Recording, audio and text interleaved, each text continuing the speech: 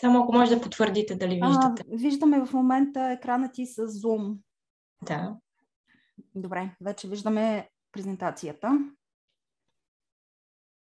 Ако искаш, може да я направиш на голям екран. Да, супер. Вече виждаме всичко. Добре. Моята тема е за Food Technology.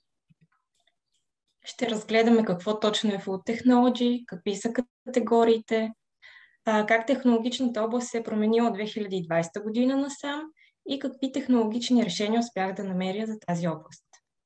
Food Technology. Food Tech е пресечната точка между хранителната индустрия и технологиите, включва компании и проекти, които използват технологии като интернет на нещата, което е концепция за компютърна мрежа от физически обекти, притежаващи вградени електронни устройства за взаимодействие помежду си или с външна среда, изкуствен интелект, дронове, роботика, 3D печат наред с други, за да превърнат хранителната индустрия в по-модерна, по-устойчива, по-ефективна във всичките приготвянето на храната до нейното разпространение и консумация от потребителите.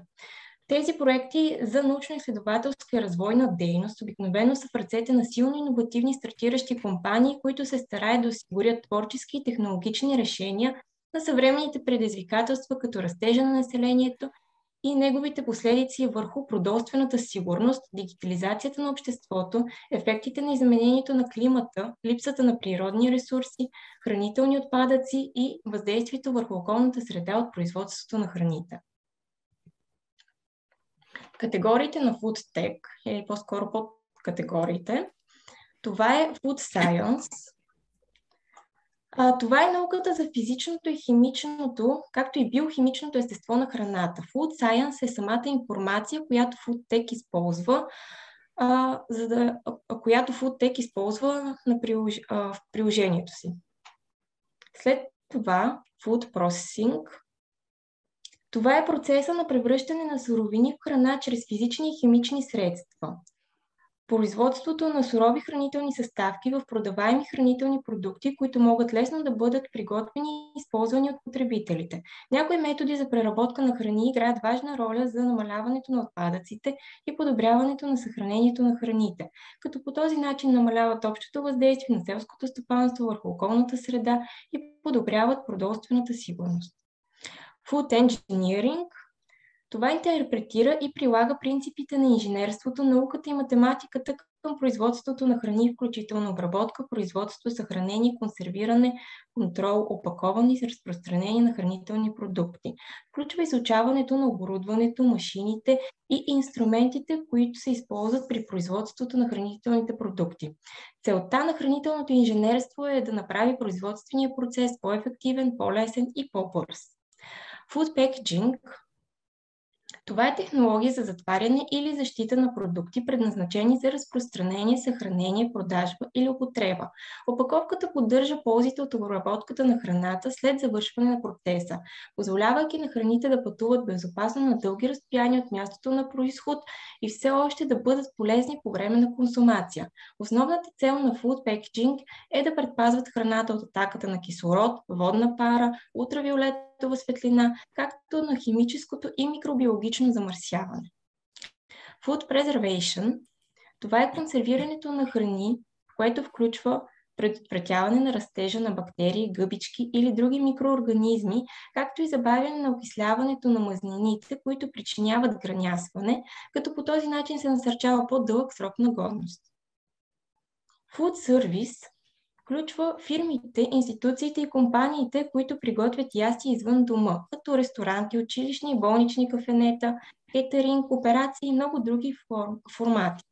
Друг аспект на индустрията за хранителни услуги са тези компании, които произвеждат оборудването необходимо за производството, транспорта, съхранението и сервирането на хранителните продукти. И накрая Food Distribution се състои от различни компании, организации и програми, които събират храна от производители, съхраняват и в складове и след това разпределят храната на производители, хранителни магазини, ресторанти, кафенета, програми за държавна помощ и други.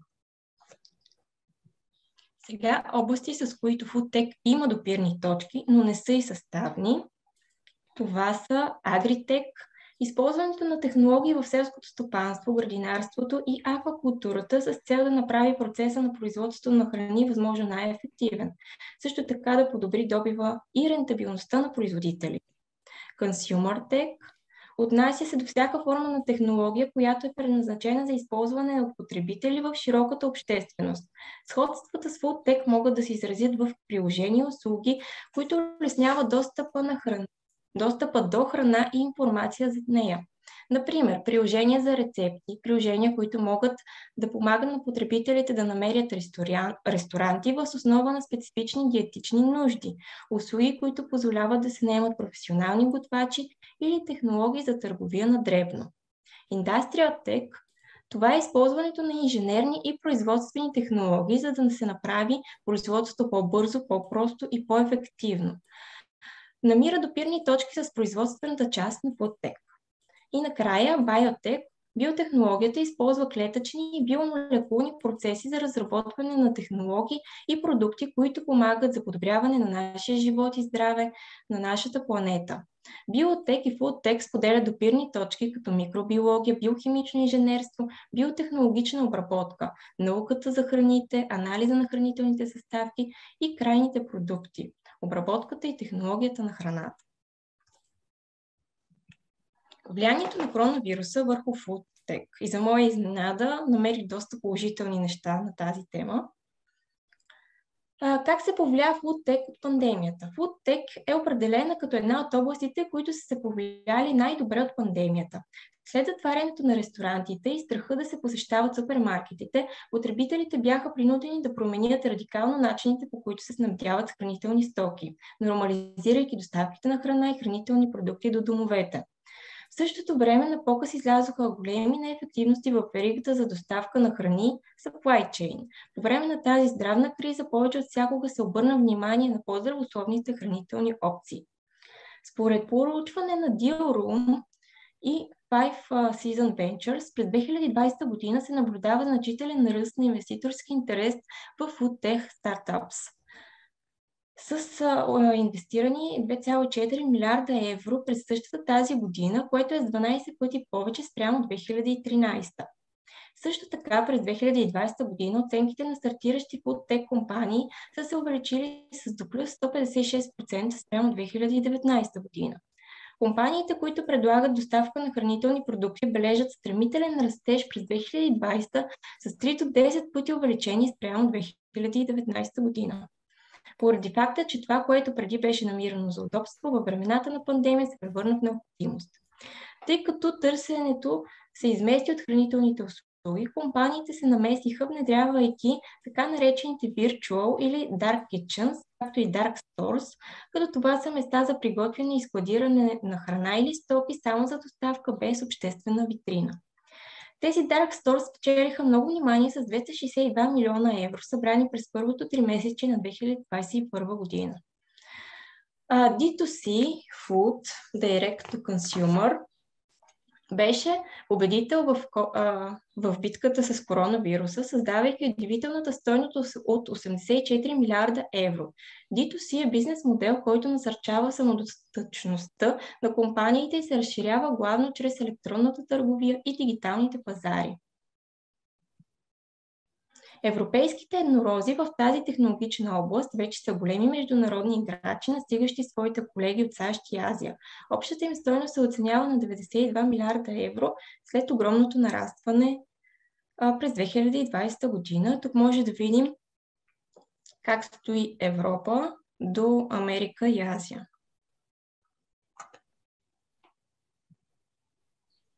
И тук може да видим как стойността се е увеличила през 2020 година до 92 милиарда евро. Пандемията, въпреки всичките си негативи, по мое мнение, се отрази благоприятно на хранителната технологична област. Дори и да се откроиха някои недостатъци в отделни сектори, като supply chain, това също е добро, защото се видя къде има проблем, къде нещата не работят правилно и се взеха мерки в посока да се поправят.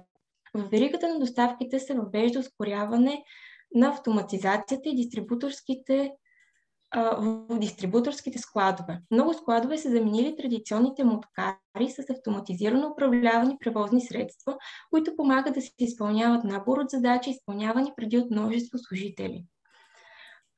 По един или друг начин пандемията показа на света предимствата на технологичните решения и вярвам, че вече изградените и работещи такива ще се запазят много след пандемията.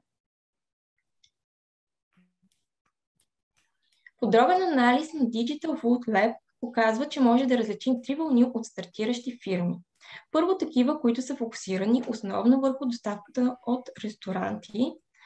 След това интересът към доставките при тази вълна също става силен, но фокуса се измества от доставките на готова храна към доставките на хранителни продукти. И последната вълна на европейски фудтек стартиращи компании е по-разнообразна с потенциални лидери в храните на бъдещето и автоматизацията. Сега ще разгледаме технологичните решения, като по-голяма част от разгледаните са в категорията на food service и по-точно в областта на доставките, защото през 2020 година света имаше нужда точно от това. Технологиите, които тези компании използват за своите мобилни web апликации, съм описана в така наречените тек стакове под всяка от компаниите или както вие ще видите на следващия слайд. Първата компания е Glovo, предполагам известна на всички ни. Това е приложение, което прави достъпа до всички продукти лесен. Това са продукти, от които всеки човек би имал нужда. Основана е в Барселона през 2015 година. Компанията се радва на впечатляващ растеж и открояваща се в тълпата на електронната търговия, както и в европейската стартап екосистема. През април 2021 година Glovo събра впечатляващите 450 милиона евро, а също така и член на клуба на еднорозите от 2019. По време на пандемията Glovo извършва безплатна доставка на лекарства. Друг начин, по който компанията се опитва да помогне, е като започва да набира дарения от потребителите си директно чрез приложението, за да подкрепи Федерацията на храните в Испания. Федерацията на хранителната банка в Испания и след това в партньорство с Тюрих доставя повече от 5500 ястия на лекари в цяла Каталуния. Glovo включи 30 000 нови магазина през 2020 в световен мащаб, помагайки им да се ориентират във времето на локдауните. Тук може да видим, не знам защо,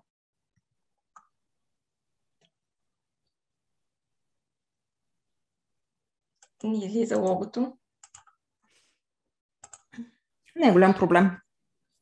Да, може да видим текст стака и технологиите, които компанията използва за веб апликацията си, като някои са Adobe Creative Suite, Amazon Web Services, WordPress, Google Maps, разбира се, и други, с които няма да отекчавам колегите.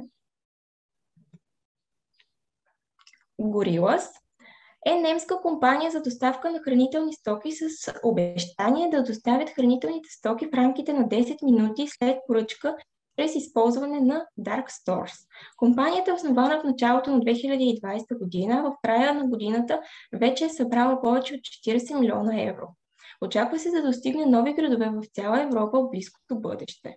Този стартап попада в категорията на Food Service и по-точно в подкатегорията Delivery, която представлява стартиращи фирми, отговарящи на предизвикателствата на доставката в хранително-вкусовата промишленост с доставка на хранителни стоки до дома, ястия в ресторанти и други, които се оказват особено полезни във време на пандемия, когато заради здравните мерки е ограничено излизането и пазаруването извън дома. Тук също така може да видим и текст стака на Gorillas. Използват Google Cloud Platform, PHP, Python, MySQL, WordPress и други. Следващата компания е Choco. Това е компания, основана в Берлин през 2018 година. Тя е решение на проблема с хранителните отпадъци, попадащо в Food Service категорията, като обединява мобилната търговия и съобщенията в една платформа, за да помогне на на ресторанти и на доставчиците на храни да извършват цялата комуникация помежду си онлайн. Те правят проучване и откриват, че supply chain е много проблемен сектор, защото произвежда много отпадъци. Основен двигател за изменението на климата също така е непрозрачен, поставя фермерите и производителите на храни под екзистенциален ценови натиск и значително намалява световното биоразнообразие. След търсене на слабите места във веригата, откриват, че начинът, по който ресторантите поръчват своите съставки, е напълно грешен процес, както за ресторанта, така и за доставчика, и за да решат това, те изградили софтуер, който да направи този процес по-добър и за двете страни да дигитализира цялата верига на доставки, като започне от това. Правени пред спиране на дейността им със затварянето на ресторантите, компанията решила да се насочи към така наречения B2C модел, Business to Consumer, с платформа наречена, не мога да кажа как е наречена, но може да я видите. Bon marché à la maison. Да. Добре, окей. Тя позволява на парижани да поръчат пресни продукти директно от мястото, където ресторантите обикновено се снабдяват с продукти. Това им носи приходи от 30 милиона евро. Тук също така виждаме технологиите, използвани от компанията. Не е изненадващо, че карантината, затварянията и пандемията са довели до скок в консумацията на алкохол. Тъй като много онлайн търговци на дребно имат ограничено предлагане, специализираните стартиращи компании в тази област се разраснаха по-бързо от всякога по време на коронавируса. През 2014 година Александър Кюригер стартира онлайн платформата Drinks и залага на дигитализацията още от самото начало, въпреки че швейцарският пазар на спиртни напитки е бил предимно офлайн по това време. Днес Drinks е най-големият онлайн специализиран търговец на дребно за спиртни напитки, а от ноември 2020 година асортиментът включва и голям набор от вина и шампанско, като доставя на клиенти от цяла Швейцария всеки ден. По време на пандемията платформата е отбелязала ръст от 300% на поръчките си. Текстака на платформата. За тази ми беше най-трудно всъщност да намеря кои технологии използва. Следващата компания е основана в Франция. Това е френски фудтех стартап, специализиран в производството на витамини и хранителни добавки под формата на дъвки. Компанията цели да помогне на хората, които започват приема на витамини, да го направят до края на курса на лечение, тъй като след проучване се е установило, че повече от хората, които започвали прием на хранителни добавки, никога не го довършвали до самия край. Компанията намира решение на този проблем, като създава хранителна добавка, приличаща на дъвка, като така благодарение на нова визуалност и вкус, хората биха били по-склонни да приемат хранителни добавки не като лечение, ами като удоволствие. По време на пандемията компанията дарява 500 пакета от техните витамини за сън и енергия на медицински лица, борещи с COVID. Категорията, към която спада стартапа, е Food Science. Много малко технологии успях да открия за тях, затова може да ги видите всичките изобразени. Използват Shopify. И накрая Starship Technologies. Това е естонска компания, разработваща малки самоуправляващи се роботи, които революционизират доставките на храна, като предлагат на хората удобни нови услуги, които подобряват ежедневния живот. С доказаната способност на компанията да използва технологиите, съчетана с опита им в предоставянето на услуги на милиони хора, това е реалност днес. През 2020 година поръчките, които са извършили, се увеличават с 50% в сравнение с 2019, а през октомври 2021 година имат извършени 2 милиона автономни доставки. През януари тази година получават финансиране от 50 милиона евро от Европейската инвестиционна банка.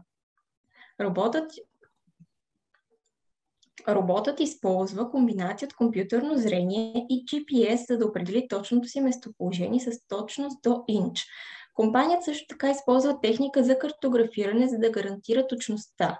Роботът има 12 камери, ултразвукови сензори, радари, невронни мрежи и други за откриване на препятствията и може да видите част от технологиите тук. И всъщност това беше край на моята презентация.